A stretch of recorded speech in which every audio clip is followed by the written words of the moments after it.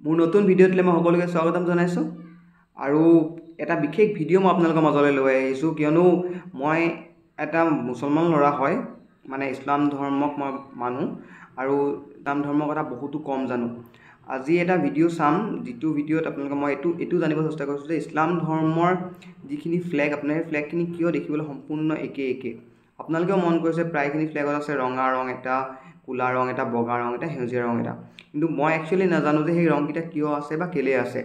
হেতু কাৰণে আজি এই ভিডিঅ'টো বনাইছোঁ আৰু এই ভিডিঅ'টো জৰিয়তে আমি চাব পাৰিম যে কিয় আপোনাৰ মানে একে ধৰণৰ সব ৰংকিটা কিয় একে প্ৰায়খিনি মুছলিম কান্ট্ৰি আহক একেলগে ভিডিঅ'টো আমি আৰম্ভ কৰোঁ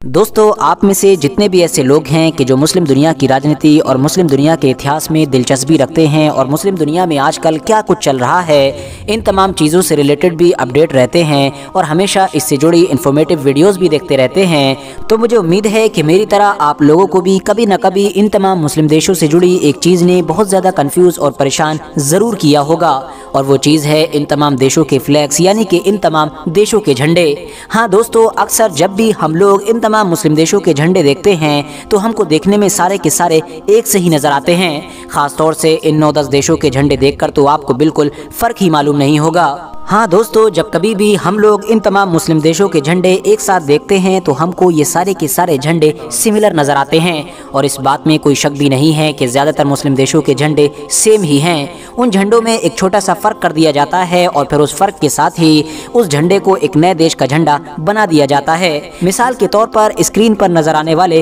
इस फ़ोटो को ही देख लीजिए। इसमें आप लोगों को इजिप्ट, इराक, जॉर्डन, कुवैत, फ़िलिस्तीन, सूडान, सीरिया, UAE और यमन जैसे देशों के झंडे नजर आ रहे हैं जो यकीनी तौर पर देखने वाले इंसान को पहली नज़र में बिल्कुल सेम ही नजर आते हैं। मगर दोस्तों, अब सवाल यही है कि आखिर ये सब कुछ हुआ कैसे? आखिर क्या वजह है कि इन सारे ही मुस्लिम देशों ने एक से ही झंडों को अपना रखा है? ये देश भी तो दुनिया के बाकी देशों की तरह किसी यूनिक डिज़ाइन वाले झंडे को अपना सकते थे जिसकी मदद से हर इंसान इनके झंडे को पहली नज़र में ही पहचान सके, मगर फिर भी आखिर इन लोगों ने एक से ही झंडों को क्यों अपना रखा है? तो दोस्तों, इन सारे सवालों के जवाब जानने के लिए हमको आज से लगभग 100 साल पीछे जाना पड़ेगा कि जब 20वीं सदी के शुरू में इस पूरी मुस्लिम दुनिया के इलाके पर सल्तनत उस्मानिया का राज हुआ करता था। मगर जैसा कि हम सभी जानते हैं कि फिर फर्स्ट वर्ल्ड वॉर यानी कि पहला विश्व युद्ध शुरू हुआ, जिस विश्व युद्ध में सल्तनत उस्मानिया की बुरी तरह से हार हुई और इस हार की वजह से ही सल्तनत उस्मानिया हमारी इस दुनिया से हमेशा हमेशा के लिए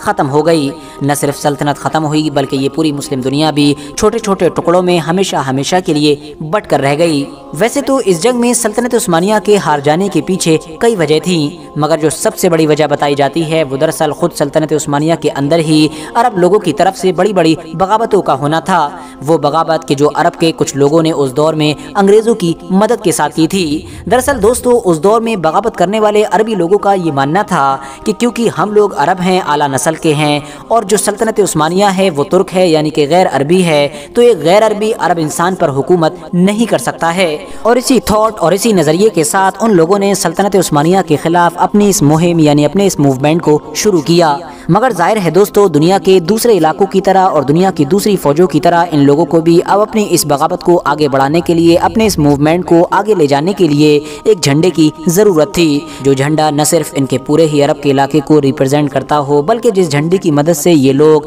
अरब में रहने वाले आम लोगों के दिलों में देशभक्ति भी पैदा कर सकें। लिहाजा इसी मकसद के तहत सन 1917 में पहली बार ये झंडा वजूद में आया। हाँ दोस्तों, यही झंडा कि जिसको इस वक्त आप लोग स्क्रीन पर देख रहे हैं और यही वो झंडा है कि जिससे बाद में इंस्पायर होकर यानी कि जिससे प्रभावित होकर दुनिया के बाकी मुस्लिम देशों ने और ख़ास तौर से दुनिया के बाकी अरब देशों ने अपने अपने देशों के झंडे बनाना शुरू कर दिए। लिहाजा इसी मकसद के तहत सन 1917 में पहली बार एक झंडा तैयार किया गया जिस झंडे में 4 कलर्स का इस्तेमाल किया गया था। जिसमें सबसे ऊपर ब्लैक था, फिर ग्रीन, फिर वाइट और इसके साथ साथ रेड कलर भी नजर आ रहा था। इंटरेस्टिंग बात यह है कि इस झंडे को डिजाइन करने वाला इंसान भी कोई अरबी या फिर मुसलमान नहीं था, बल्कि उन्हीं अंग्रेजों में से एक अंग्रेज था कि जो उस दौर में अरब लोगों की सल्तनत उस्मानिया के खिलाफ मदद कर रहे थे।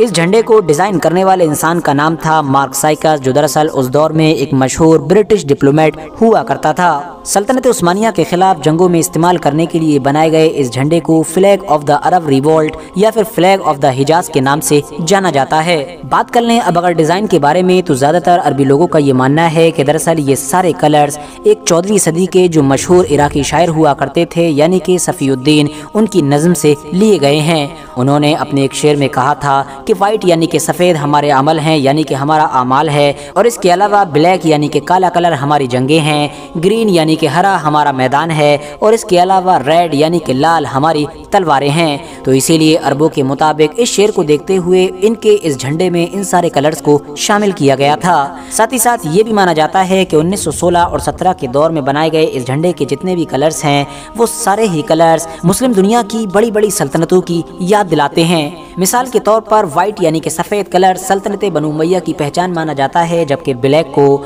सल्तनत बनु अब्बास के साथ जोड़कर देखा जाता है। इसके अलावा ग्रीन को फातिमी सल्तनत के साथ खास माना जाता है, और रहा सवाल रेड का, तो इसको अरब के इलाके की एक लोकल सल्तनत यानी कि हाशमी सल्तनत की पहचान माना जाता है। याद रहे कि ये वही सल्तनत थी कि जो फर्स्ट वर्ल्ड वॉर में सल्तनत उस्मानिया के खिलाफ अंग्रेजों की ही तरफ से लड़ी थी, मगर बाद में खुद इसके ही अपने इलाके अपने हाथ से निकल गए थे, और आज के दौर में सिर्फ और सिर्फ जॉर्डन के इलाके में ही इनके खानदान की हुकूमत कायम है। अब क्योंकि दोस्तों सल्तनत उस्मानिया तो ख़त्म हो चुकी थी, और साथ ही साथ अंग्रेज़ लोग अरबों से किया हुआ वो वादा भी तोड़ चुके थे जिसमें ये कहा गया था कि सल्तनत उस्मानिया के ख़त्म होने के बाद शरीफ मक्का को एक ऐसी सल्तनत कायम करके दी जाएगी जिसमें आज के दौर के सारे अरब देश शामिल होंगे। लिहाजा अब जैसे तैसे सारे अरब देशों ने आपस में टूटना शुरू किया और बड़े स्ट्रगल के साथ अपनी अपनी आज़ादी हासिल करना शुरू कर दी। जैसे जैसे नए नए अरब देश बनते गए वैसे वैसे उन लोगों ने अपना एक झंडा भी बनाना शुरू कर दिया। तो ज़्यादातर अरब देशों ने उस दौर में उसी झंडे को ही अपनाना बेहतर समझा कि जो झंडा किसी दौर में सल्तनत उस्मानिया के खिलाफ इस्तेमाल किया गया था, क्योंकि ये झंडा उस दौर में इन लोगों की पैन अरब आइडियोलॉजी को दिखाता था, यानी ये जाहिर करता था कि इस देश के लिए अपनी नस्ल के लोगों से बढ़कर कुछ नहीं है। अब सारे ही देश एक ही तो झंडा नहीं रख सकते थे, इसीलिए इन लोगों ने झंडा तो वही अपनाया मगर उसमें थोड़ा थोड़ा फर्क कर दिया। इसीलिए अगर आप लोग ध्यान से देखेंगे तो ये सारे ही झंडे उसी 1916 और 17 वाले झंडे से बने हुए हैं, मगर इसमें कोई छोटा मोटा फर्क कर दिया गया है। दोस्तों अब स्क्रीन पर नजर आने वाले इस झंडे को देखिए, ये दरअसल किसी अरब देश का झंडा नहीं है, बल्कि ये वही झंडा है कि जो 1916 और 17 के दौर में सल्तनत उस्मानिया के खिलाफ लड़ने के लिए ही बनाया गया था, और ये आज भी एक याद के तौर पर जॉर्डन देश के अकाबा शहर में लहरा रहा है। फिलहाल दोस्तों आज की अपनी वीडियो को हम यहीं पर ख़त्म करते हैं। ভিডিঅ'টো শেষলৈকে চালোঁ আৰু চাই পেলাই এটা কথা মই বুজিলোঁ যে অটোমান এম্পায়াৰক ধ্বংস কৰিবৰ কাৰণে গোটেইখিনি মিলি ল'লে আৰু মিলি পেলাই অটোমান এম্পায়াৰক ধ্বংস কৰিলে। আজি সেইটো কাৰণে আপুনি সেই ফ্লেগখন এষ্টাব্লিছ কৰিলে আৰু সম্পূৰ্ণ ভিডিঅ'টো মই চালোঁ আৰু আপোনালোকেও চাগে মোৰ লগতে ভিডিঅ'টো চালে, আৰু যদি ভিডিঅ'টো ভাল লাগিছে তেতিয়াহ'লে লাইক কমেণ্ট আৰু শ্বেয়াৰ কৰি দিব, আৰু অনলাইনে যদি মোক ছাপোৰ্ট কৰিব বিচাৰিছে মই এনেকৈ নতুন নতুন ভিডিঅ' লৈ আনি থাকিম, মই আপোনালোকৰ মাজলৈ আহি থাকিম, আৰু যদি ভাল লাগে তেতিয়াহ'লে মোৰ চেনেলটো ছাবস্ক্ৰাইব কৰি ল'ব।